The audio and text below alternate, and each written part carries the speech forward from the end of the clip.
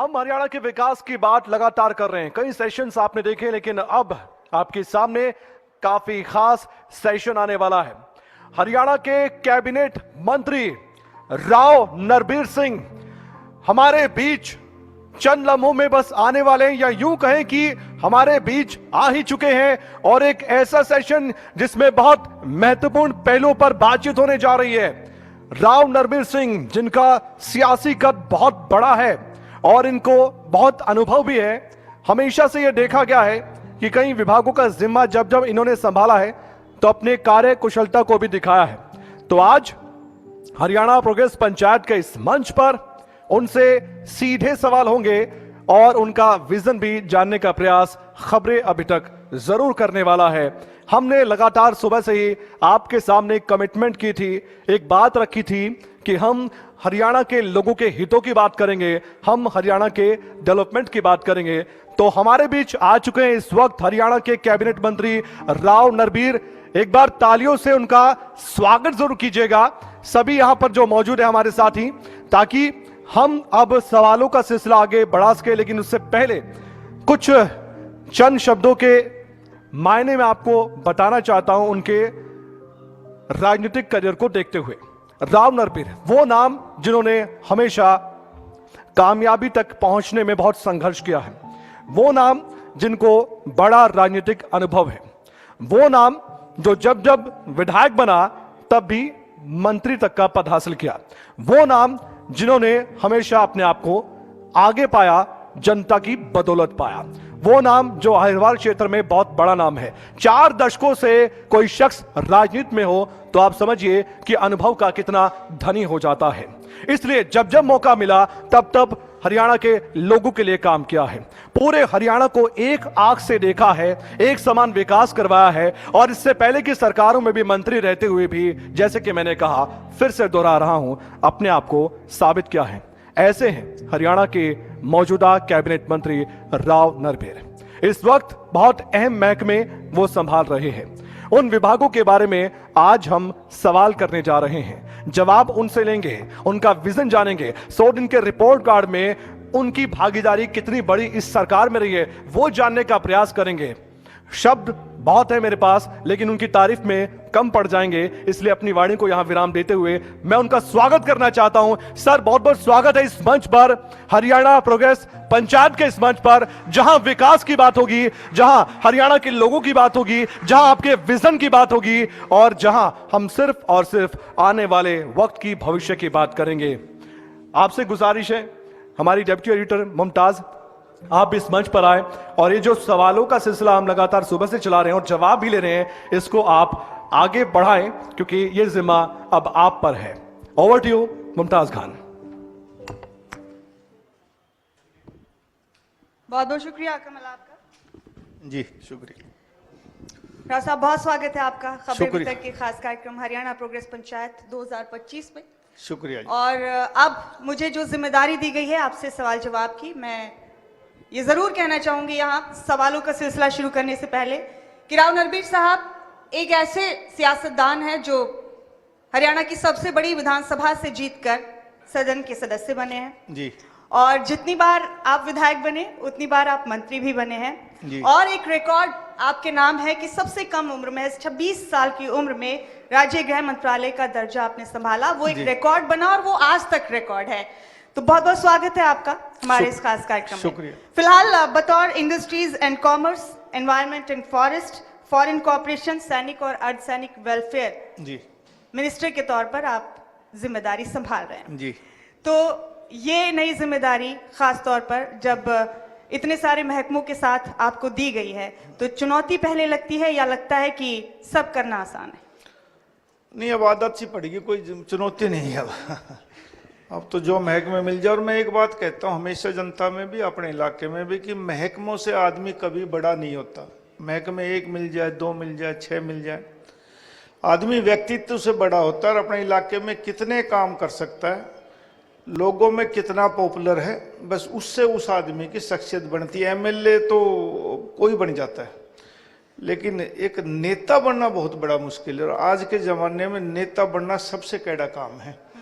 MLA तो एक बार बन जाओगे, आप 2 बार बन जाओगे, कई बार लहर में बन जाते हैं बहुत से एमएलए, हम भी बने हैं। लेकिन राजनेता नेता बनना ये बहुत मुश्किल है, वो बहुत कम लोग बन पाते हैं। राव साहब, सबसे पहले जहन में क्या आया जब आपने जिम्मेदारी संभाली? हरियाणा के लिए किस किस तरह से आगे लेकर जाएंगे आप अपने विजन को, इन महकमों की जिम्मेदारी जिनकी आपने संभाली है? नहीं, जब भी सरकार बनती है रब के, तो हमारी खुशकिस्मती रही कि पहली बार हरियाणा की जनता ने कमाल किया कि लगातार किसी पार्टी की तीसरी बार सरकार बनी। आज तक हरियाणा में ऐसा नहीं हुआ और लोगों ने बड़े उम्मीद से, इच्छा से तीसरी बार भाजपा की सरकार बनाई है, तो बड़ी उम्मीदें हैं लोगों को। और 2014 में भी हमारी सरकार बनी थी, तब 47 एमएलए आए थे। अब की बार तो कमाल कर दिया कि 48 सीटें लोगों ने दिए। अब की बार ना एक नई चीज देखने को मिली कि नायब सैनी जी का क्रेज था जनता में। आम आदमी नायब सैनी जी को पसंद करता था, इस वजह से वोट मिली। चुनाव से पहले ना वो हालात नहीं थे, मैं मन से ही कह रहा हूं। लेकिन आहिस्ता आहिस्ता जैसे जैसे चुनाव बढ़ता गया, लोगों का मन बदलता गया और आखिरी हफ्ते में तो बहुत बदलाव आया। और मैं कह सकता हूं कि इतना बदलाव आया कि पूरे बहुमत से सरकार बना दी, तो ये करिश्मा ही था। और नायब सैनी के चेहरे पे बहुत वोट पड़ी। मैं खुद भी जिस विधानसभा से चुन के आता हूं, वहाँ ओबीसी हमारा इलाका है, मैं भी ओबीसी से आता हूं, तो ओबीसी ने बहुत वोट दिया आपके। और इसी कारण इस बड़े विधानसभा में, और वो एक बड़ी विधानसभा नहीं है, मैं ये कह सकता हूं कि दुनिया के सबसे ज्यादा पैसा वाले लोग यदि रहते तो मेरी विधानसभा में रहते। सारे डीएलएफ फेज 1, 2, 3, 4 ये सब उसी में आते हैं। और ऐसे ऐसे लोग रहते हैं जो पीएमओ में रोज बात करते हैं। यदि मैं भी समय मांगू तो महीने, 2 महीने, 6 महीने लग जाएंगे, उनकी डेली बात होती है। ऐसे ऐसे बड़े लोग वहां रहते हैं, बड़े डिप्लोमेट्स रहते हैं, देश के बड़े राजनीतिक वहां रहते हैं। और तकरीबन लोगों की वोट भी है वहां, तो बड़े सोच समझ के बनाया लोगों ने अब के। लेकिन ओबीसी ने बहुत वोट दिया, इस कारण हमारी सरकार बनी। सरकार बनने के बाद जो हमने अपना भारतीय जनता पार्टी ने संकल्प पत्र जारी किया था चुनाव के समय पे, वो 100 दिन में हमने तकरीबन 18 मांगे उनके लोगों की पूरी कर दी। और उम्मीद है कि 5 साल के लिए लोगों ने सरकार को चुना। 5 सालों में जिस इच्छा और उम्मीद से लोगों ने सरकार बनाई, वो सारी इच्छाएं नायब सैनी की सरकार पूरा करेगी। जी राव साहब, आपका आत्मविश्वास भी बहुत बुलंद है, बहुत चर्चाएं होती हैं इसकी भी। और हरियाणा विधानसभा चुनाव से पहले, टिकट के बंटवारे से पहले आपने कहा भी था कि बादशाहपुर विधानसभा में वोट मेरे नाम पर आवाम देगी। इस आत्मविश्वास की वजह? मैंने अपना चुनाव प्रचार शुरू किया 16 दिसंबर 2023 को। एक हमारे यहाँ बादशाहपुर विधानसभा में एक गांव है धनकोट, वो एक ऐसा गांव है 4000 से ऊपर वोट है, उसमें 36 बिरादरी और सभी धर्मों के लोग रहते हैं।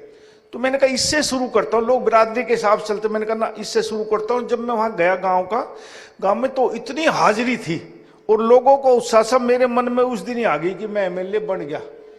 हाँ, तो उस टाइम लोगों को ये विश्वास था नहीं कि मेरी 2019 में टिकट कटी थी, तो लोगों ने सोचा पार्टी टिकट देगी या नहीं देगी। लेकिन लोगों का जुनून, लोगों का उत्साह देखकर मेरे मन में ये हो गया मैं एमएलए तो लोगों ने बना दिया। अब पार्टी की मर्जी, टिकट दे ना दे, मैं चुनाव लड़ूंगा। हाँ, मैं चुनाव लड़ा, पार्टी ने मुझे टिकट दी, मैं एमएलए बना। ये पार्टी की मेहरबानी कि मुझे वजीर बनाया गया, मैं काम करो। और ये मेरी खुशकिस्मती रहेगी, मैं 4 बार एमएलए बना और 4 बार मंत्री बनाऊं। मैं विधानसभा बाद में गया, राजभवन पहले गया हूं आज तक। तो खुशकिस्मती है या आपकी शख्सियत की किसी खूबी का भी? नहीं, ये खुशकिस्मती, राजनीतिक ताकत तो नरवीर सिंह आज बना है जी। मैं तो 26 साल की उम्र में भी मंत्री बना था, तो ये मेरी खुशकिस्मती है। और ये मेरी नहीं, परिवार की देन है। 26 साल में मैंने कुछ किया नहीं था, लेकिन बाप दादाओं की ये राजनीतिक जागीर थी जिसकी वजह से मुझे लोगों ने एमएलए चुना और मैं आज इस हैसियत तक पहुंचा हूं कि लोगों का प्यार है, लोग बना देते हैं। ठीक जी। अरावली सफारी पार्क के नाम से एक बड़े प्रोजेक्ट की चर्चाएं होती आई हैं जी।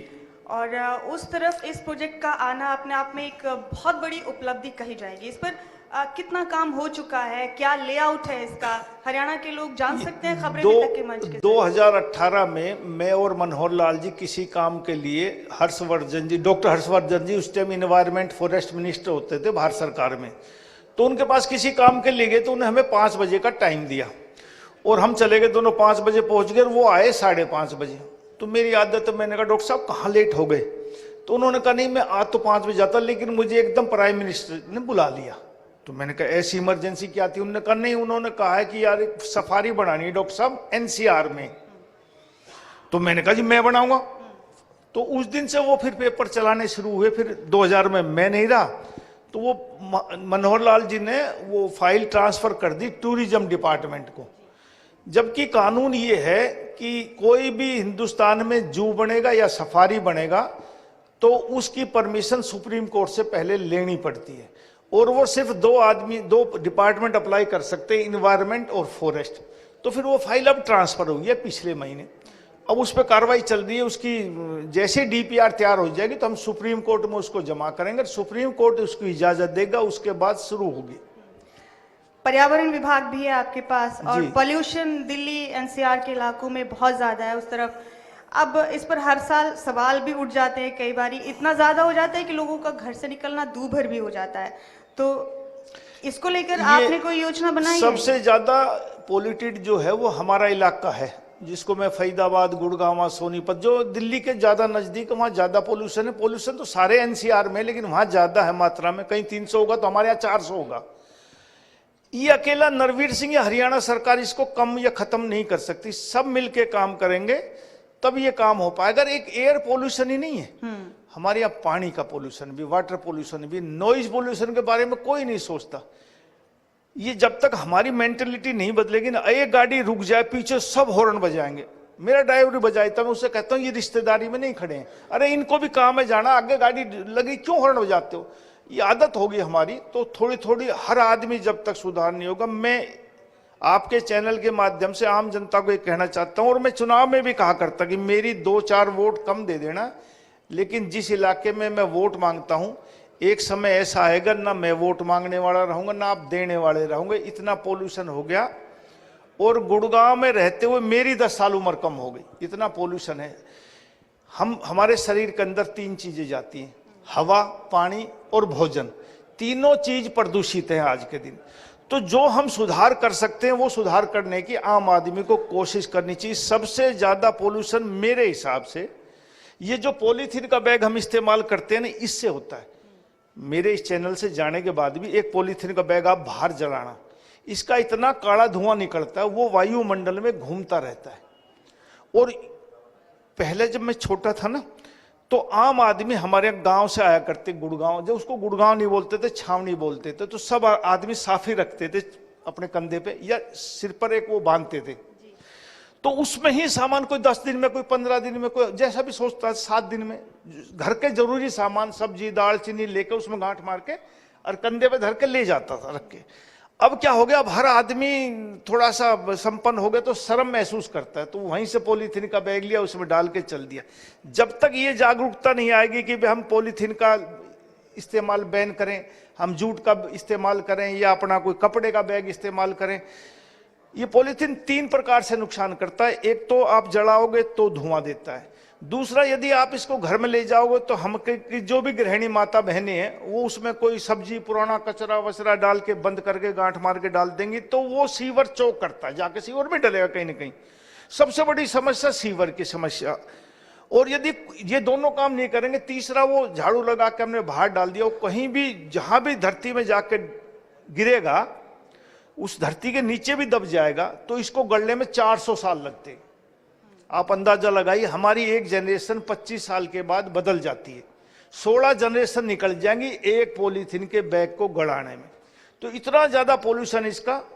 मैं रिक्वेस्ट ही कर सकता हूं कि हरियाणा की जनता को, जो भी ये चैनल देखेंगे, कि इस पॉलीथीन का आप इस्तेमाल कर दोगे तो पोल्यूशन पे बहुत फर्क पड़ेगा। जी, जिस तरह से आपने अपील की है, आपकी संजीदगी, आपकी गंभीरता समझ में आती है राव साहब। दूसरा कारण, दूसरा एक और, बिल्कुल, एक है जो हम शादी ब्याहों में कार्ड छपवाते हैं। चुनाव में भी मेरा एक प्रचार था वोट मांगते समय, कि एक सर्वे के मुताबिक एनसीआर में 10 करोड़ कार्ड एक साल में छपते हैं। शुरू में जब छोटे थे हम तो पीले चावल दिया करते, उससे लोग आ जाया करते। आहिस्ता आहिस्ता संपन्नता आई एनसीआर में, और जो महानगर है उनमें भी आई और आम शहरों में भी आई, तो वो कार्ड छपाने लगे। तो एनसीआर में 10 कार्ड छपते, अब 7 करोड़ तो कार्ड छपते हैं और 3 करोड़ सूटकेस छपते हैं। बड़े वाले कार्ड डिब्बे रखने के जिसमें इलायची, सुपारी, खुशबू, काजू, बादाम, पिस्ता, संपन्नता के हिसाब से बड़े बड़े, जैसे आपके चैनल के मालिक हैं ये पैसे वाले, ये बड़े बड़े कार्ड छपवाएंगे। तो आप सोचो कितना पैसा लगेगा, मतलब, और कितना कागज लगेगा उसमें, कितने पेड़ कटेंगे। अब 10 करोड़ एनसीआर में कार्ड छपे, 3 करोड़ बड़े सूटकेस छपे, तो कितना कागज लगा। हमारे आज भी जितने संपन्न लोग हैं उनके घर में कोई दुख की घड़ी आ जाए तो हम कार्ड नहीं छपा के भेजते, सिर्फ मैसेज करते हैं। तो हर आदमी के, गरीब से लेके अंबानी तक, सबके पास मोबाइल है। तो साहब जब हम दुख की घड़ी में आ सकते हैं तो सुख की घड़ी में क्यों नहीं।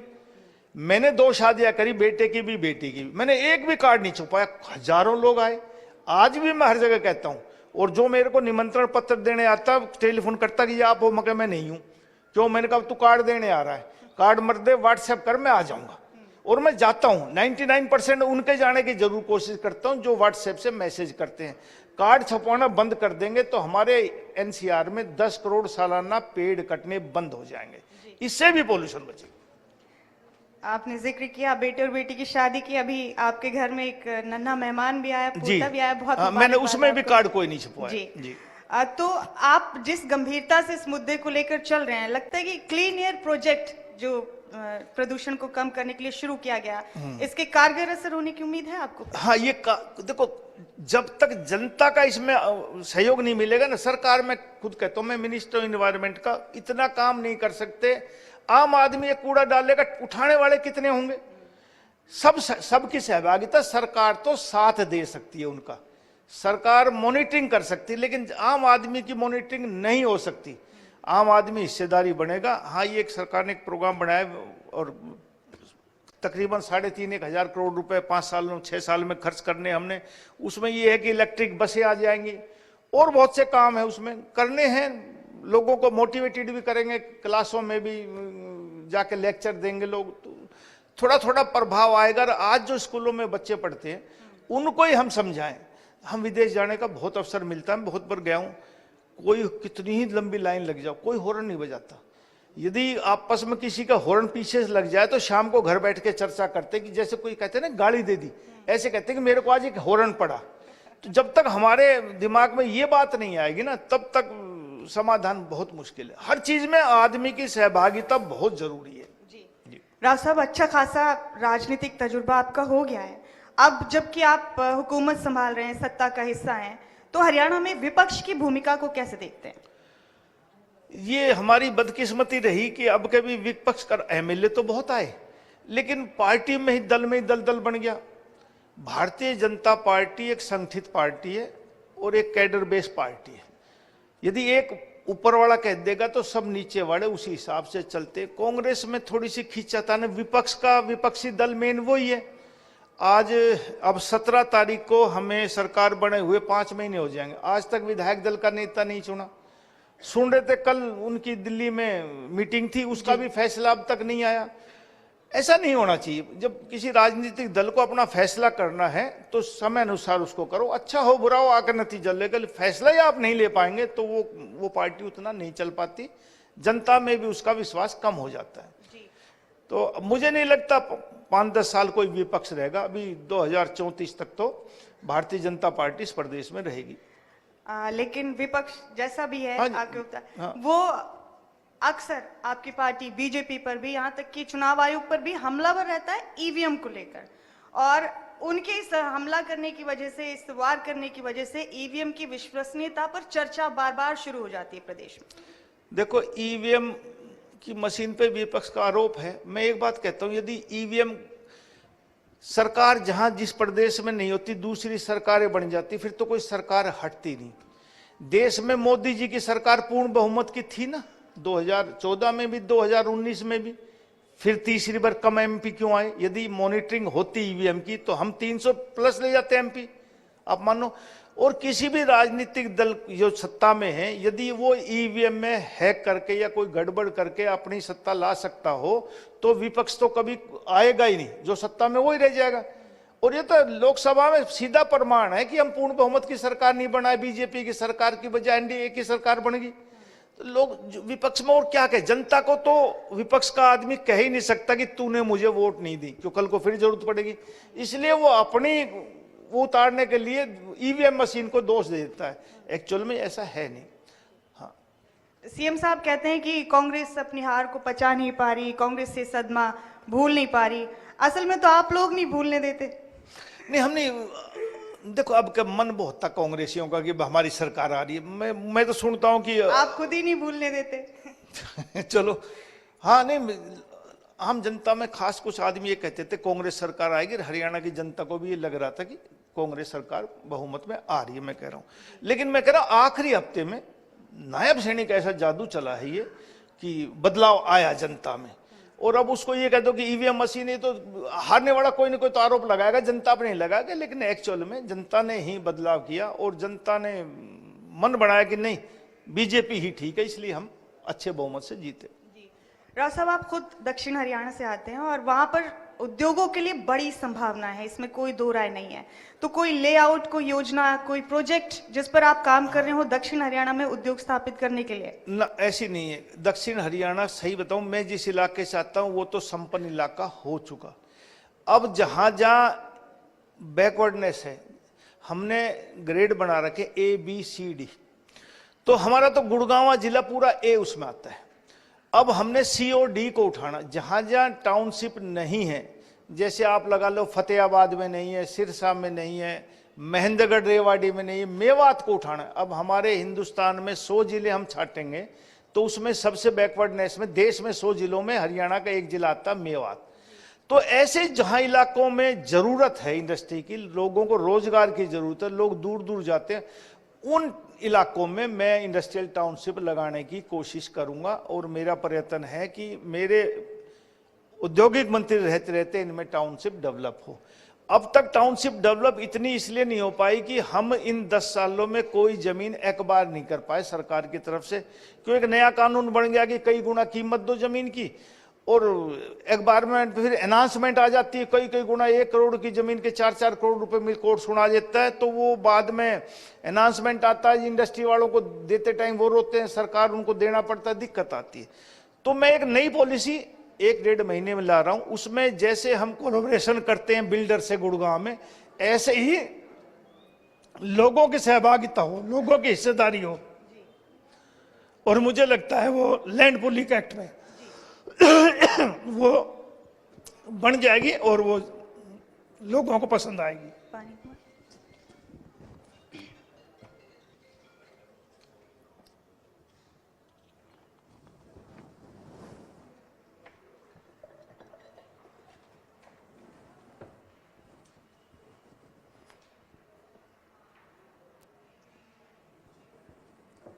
जी,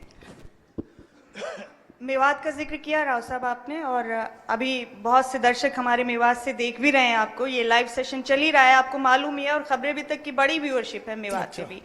क्या मेवात और दक्षिण हरियाणा के उन हिस्सों में, और जो जिले आप कह रहे हैं कि हम निशानदेही कुछ जिलों की करेंगे जो बहुत पिछड़े हैं, जो पहले से संपन्न नहीं है, उन इलाकों में, मेवात जैसे इलाकों में कोई बड़ी मदर यूनिट प्रोजेक्ट का मंसूबा है आपका? मेरी कोशिश है, बहुत से इंडस्ट्री, हमने एक टाउनशिप है हमारी जिसका नाम अभी हमने पिछले योजना में IMT सोना रखा है, वो है मेवात में जी। वहां और जमीन हो, बहुत बहुत बड़ी बड़ी इंडस्ट्री लाने की कोशिश है। लेकिन मेवात के नाम से ना थोड़ा सा औद्योगिक घराने आने से थोड़े से कतराते हैं। कोशिश है मनाने की, मानो ये अच्छी धरती, और उसमें एक ये है कि बॉम्बे फ्रेट कॉरिडोर वो वहां से निकल रहा है, उसके बिल्कुल IMT के सोना के साथ से बॉम्बे एक्सप्रेस वे वहां से निकल रहा है। और ये हमारा 248 NH नेशनल हाईवे निकल रहा है, KMP साथ निकल रहा है, वाइबिलिटी बहुत है। तो लोगों को समझा रहे हैं। मुझे लगता है हम तो प्राइवेट इंडस्ट्री को भी कह रहे हैं कि आप एक अपनी जमीन खरीद के हमसे लाइसेंस लो और आप लगाओ। 1 साल के बाद इसका रिजल्ट आएगा, अभी तो शुरुआत की है और मुझे उम्मीद है कि इसका अच्छा परिणाम निकलेगा। जी, जंगलात महकमे को लेके, फॉरेस्ट महकमे को लेके भी कोई विजन आप लेके चल रहे हैं अभी? कुछ खास चीजें करना चाहेंगे? जी, मैं खास चीज ये करना चाहूंगा कि हमारे यहाँ पहले सभी अरावली में और इसमें शिवालिक में तकरीबन, और गांव में एक 90 के दशक में एक वर्ल्ड बैंक से पैसा आया कि पेड़ लगाओ। तो उसमें तकरीबन काबली कीकरें लगा दी गई जो सबसे ज्यादा नुकसानदेह हैं, और वो नीचे जब तक आप उसकी जड़ से खत्म नहीं करो खत्म नहीं, तो जितनी काटोगे उतनी फैलती है, वो पेड़ किसी काम का नहीं। तो मैंने अभी डिपार्टमेंट में आदेश किया है कि हर साल 10% काबली कीकर को निकालो और वहां के जो पेड़ है नेटिव पेड़ उनको लगाओ, आप पेड़ों को जो अच्छे ग्रोथ दें। और हमारे त्रिवेणी कहते हैं एक पेड़, बड़, नीम और पीपल, इनके पेड़ ज्यादा लगाओ ताकि ऑक्सीजन बढ़ सके और इन जंगलों को और हरा भरा कर सके। काबली कीकर से हमें कोई फायदा नहीं, इसलिए हर 10% निकालेंगे तो 10 सालों में वो पेड़ खत्म हो जाएगा, नए पेड़ आ जाएंगे। ये कोशिश। फॉरेन कॉर्पोरेशन भी आप संभाल रहे हैं, तो हरियाणा के एतबार से ये महकमा कितना महत्वपूर्ण है आपके लिए? महत्वपूर्ण अब है, अब आपने देखा कि यूएसए से कितने लोग जो डंकी के हिसाब से गए थे वो वापस करें। हमारी कोशिश है कि लोग, नए नए बच्चे अपनी जमीन जायदाद बेचकर और चोर दरवाजे से बाहर चले जाते हैं और आखिर में वो वापस भेजे जाते हैं, तो कितना परिवार बर्बाद होता है। तो कोशिश अब ये है कि सरकार के तौर पे उनका इंतजाम किया जाए और उनको वो भाषा सिखाई जाए जो भाषा जिस देश में वो जाना चाहते हैं, वो भाषा भी सिखाएंगे। उनका पूरा इंतजाम सरकार करेगी भेजने का, तब जाके लोगों को रोजगार मिलेगा। और मुझे उम्मीद है इन 5 सालों में 10-20 हजार बच्चे हम जरूर विदेश में भेज पाएंगे। तो राव साहब, खबरें भी तक के इस मंच के जरिए डंकी रूट अपनाने वाले उन तमाम लोगों के जख्मों पे मरहम रखने का काम नहीं, किया हमने है? कोशिश की है। जब जहां वो अमृतसर आए थे, हमने हर एक बच्चे को बुलवाया, वहां से सरकार ने साधन भेजे और उनको घर तक पहुंचाया है। और अब कोशिश कर रहे हैं कि जो नए लड़के जाना चाहते हैं उनको शिक्षा दें और उनका सही रास्ता अपना के वो बाहर जाए। सरकार यानी कि मदद करेगी नौजवानों को बाहर जाने के लिए बिल्कुल मदद करेगी। आप सैनिक और अर्धसैनिक वेलफेयर का महकमा भी संभाल रहे हैं, एक एक करके हम सब पर बात कर रहे हैं। जी। इस महकमे के लिए राव साहब का विजन क्या है? कोई नई चीजें? देखो, सबसे ज्यादा सैनिक हमारे यहाँ से हरियाणा से जाते हैं। शहीद भी, तो हमने उसमें ग्रांट भी बढ़ाई, 1 करोड़ रुपए तक की हमने, और उनके आश्रितों को नौकरी देने का भी हम काम कर रहे हैं। और मैं तो ये मानता हूं कि हरियाणा सैनिकों की और शहीदों की खान है। सबसे ज्यादा शहादत दी गई है तो हमारे इस हरियाणा के लोगों ने दी है, और साउथ हरियाणा उसमें ज्यादा हिस्सेदारी रही है। तो जो भी वेलफेयर का काम हम उनके लिए कर सकते हैं जीवन में, यदि हम सैनिकों के लिए भी कुछ नहीं कर पाए ना, जो हमारी इस धरती माता के लिए अपने प्राण न्यौछावर करते हैं, तो वो सरकार का बने रहने का कोई हक नहीं है। उनके परिवार का पालन पोषण, उनके परिवार की देखभाल, ये सरकार का दायित्व और समाज के लोगों का भी दायित्व है कि उनके जो बचे हुए परिवार के लोग हैं उनका हम सब ख्याल रखें। ये प्रत्येक व्यक्ति समझेगा कि ये हमारी वजह से शहीद हुए इनके बच्चे, तो उनकी देखभाल हर आदमी करे। सरकार जो मदद कर सकती है वो मदद कर रही है। राव साहब, आपके काम करने का जो अंदाज है ना, वो खूब चर्चाओं में रहता है, अच्छी खासी सुर्खियां बटोरता है, और अक्सर आप अधिकारियों को भी खूब सुनाते हैं। और आप एक इस चीज के भी खिलाफ है राव साहब कि एक अधिकारी को 2 महत्वपूर्ण जिम्मेदारियां नहीं दी जानी चाहिए, ऐसा क्यों? देखो, ऐसा हमारे यहाँ अभी मीटिंग हुई थी कल पर, जब भी मैंने कहा कि हमारा एक गुड़गांव ऐसा शहर है जो अधिकारी एक बार चला जाता 5-7 महीने या साल भर, अधिकारी हो चाहे वो कर्मचारी हो, एक बार गुड़गांव में यदि उसको मकान मिल जाए फिर उसकी हम बदली कर दे तो एक तो मकान नहीं छोड़ता वो फिर कोई ना कोई उसकी घरवाली कोई लेक्चरर होगी, कोई कुछ होगी, उसके नाम वो मकान करवा लेता सिफारिश करके। ऐसे ऐसे अधिकारी हैं जो मेरी नजरों में, जब मैं जवान हुआ और वो 20-20, 25-25 साल तक एक मकान में रहे, उनकी बदली होती रही, लेकिन उन लेक्चरर उनकी घरवाली थी, उनके नाम करवा लिया। गुड़गांव में मकानों की दिक्कत है। और अधिकारी, देखो हमारे कहावत थी पुराने जमाने में, बहता पानी और रमता जोगी, ये अच्छा रहे। तो अधिकारी भी एक जगह नहीं रुकना चाहिए, कोई हो चाहे। अरे राजनीति में हम भी आ जाते, हम भी हार जाते, 5 साल के बाद फिर आते जनता से लेके। ये 35 साल राज करते हैं। राजनेता तो वैसे ही बदनाम है, सबसे ज्यादा तो ब्यूरोक्रेट्स 35 साल रहता है, वो आईएएस है तो आईएएस ही रहेगा। तो बदलता रहो तो अच्छा है, काम करेगा। एक ही जगह जम के बैठ जाएगा तो फिर उसके भी संबंध बन जाते हैं, वो नहीं होने चाहिए। ये आपका नजरिया है चीजों को देखने का। आप फरीदाबाद ग्रीवेंस कमेटी के चेयरमैन हैं, आप मीटिंग ले रहे थे वहां पर, वो वीडियो आपका खूब देखा गया उस वक्त जब आप काफी नाराज हुए, सीपी नहीं पहुंचे थे उस मीटिंग में। हाँ, काफी सख्त लहजा आपका नजर आया। मैं आज भी कहता हूं कि कोई एक एमएलए का प्रोटोकॉल चीफ सेक्रेटरी से बड़ा है, ये मैं नहीं कह रहा, ये संविधान कह रहा है। जी। तो एक मिनिस्टर ग्रीवेंस कमेटी की मीटिंग में जाए और वहां कमिश्नर ना हो, तो मेरा कहना गलत नहीं था। अब के जाऊंगा सब खड़े पाएंगे वहां। हाँ। तो मेरा सवाल पूरा ये था दरअसल कि आपने कहा था बोधा मंत्री नहीं हूँ, कुछ ऐसे कुछ कहा नहीं, था, मंत्री आपने कोई कमजोर बोधा नहीं नहीं। होता, और मंत्री दूसरी सब बात तगड़े है कि होते हैं। आपकी और कई लोग सख्ती के कहते हैं कि बाद- सरकार से कहना, अरे मंत्री ही सरकार होता है और सरकार के कुछ सिंह लगते हैं, मंत्री सरकार है। लेकिन आपकी इस सख्ती के बाद अफसरशाही में डर तो हुआ, पर एक चर्चा भी हुई कि आप जल्दी नाराज हो जाते हैं। नहीं, जल्दी नहीं, मैं जायज हक पर ना, मेरे जो अधिकारी रह के आए ना, उनसे पूछना जो गुड़गांव गए। मैं बहुत कम टेलीफोन करता हूं अधिकारियों, किसी से पूछना, अरे किसी की बात लुकती नहीं है, आती है। मैं साल में एक अधिकारी को 10 टेलीफोन करता हूं, आप सोचो। लेकिन मैं उसका करता हूं जब दोनों पार्टियों की सुन लेता हूं। मैं कभी भी उठा के सीधा टेलीफोन, मुझे पता है कि जायज बात है, उस काम को ना करे तो फिर अधिकारी वो डांट खाने के लायक भी है और वो बदली के लायक भी है। बड़े राव साहब के साथ आपके रिश्तों की खूब चर्चाएं थी, अब वो केंद्र में जिम्मेदारी संभाल रहे हैं, आप राज्य में, ये तालमेल कैसा लग रहा है? ठीक है, वो अपना काम कर रहे हैं, मैं अपना काम कर रहा हूँ। जी। हाँ। अब जबकि विपक्ष ईवीएम को लेकर हमलावर होता है, विपक्ष ये कहता है कि कर्जा लिया हुआ है इस सरकार ने, विपक्ष के कई भी और आरोप भी होते हैं पोर्टल को लेकर, इन सब चीजों को लेकर। ये ठीक है कि कर्जा बढ़ा है, लेकिन आप देखो ना कि हम कर्जा उतारने की स्थिति में, कर्जा भी उसी को मिलता है जो कर्जा उतार सकता है। कोई आदमी लेके दिखाओ ना कर्जा, और सरकार लेके दिखाओ। हरियाणा इतना पोटेंशियल है कि कर्जा ले लेता है, उसको कर्जा मिल जाता है, और कर्जा उतारने की हरियाणा की हिम्मत है। विकास के लिए यदि कर्जा लेना पड़े तो कोई दिक्कत नहीं, दुनिया में जो भी पैसे वाले सब कर्जवान है। यूएसए बहुत बड़ा देश है, दुनिया की विश्व शक्ति, आज उस पर कर्ज देखो आप कितना है। और मैं वैसे कहा तो मैं कहता हूं वो मर्द ही नहीं जिस पे कर्ज ना हो।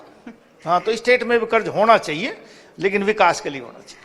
राव साहब, प्रॉपर्टी आईडी और फैमिली आईडी में लोगों को दिक्कतें आती है, ये लोगों हाँ, की नहीं, शिकायत ये आई थी, अब आपको शिकायत नहीं आ रही। हमने बहुत दरबार लगाए हैं और आहिस्ता आहिस्ता अब आप कहीं भी जाओगे ना इलाके में, अब आपको इतनी समस्या नहीं।